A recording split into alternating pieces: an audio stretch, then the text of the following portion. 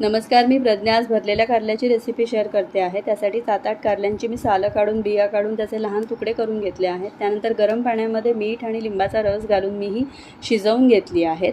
आता कढईमध्ये घेतले आहेत शेंगदाणे, सुकं खोबरं, ओलं खोबरं आणि पांढरे तीळ भाजून घेतले आहेत। त्यानंतर थोड्या तेलावर मी एक मध्यम आकाराचा कांदा देखील भाजून घेतला आहे। यामध्ये मी 1 मुठभर कोथिंबीर, 7-8 लसणीच्या पाकळ्या, 1 इंच आलं आणि जिरं घातलं आहे। तसंच हळद, लाल तिखट आणि चवीपुरतं मीठ घालून हे वाटण मी अजिबात पाणी न घालता करून घेतलं आहे। आता कारल्याला मी मीठ आणि चिंचगुळाची चटणी लावून घेतली आहे आणि हे वाटण मी यामध्ये व्यवस्थित भरून घेतलं आहे।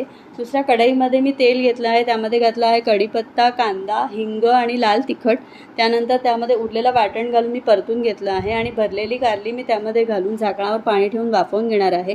रेसिपी अतिशय सुंदर आहे, नक्की ट्राय करा। अजिबात कारली कडू लागत नाहीत आणि आवडली तर चॅनलला लाईक करा, शेअर करा, सबस्क्राईब करा।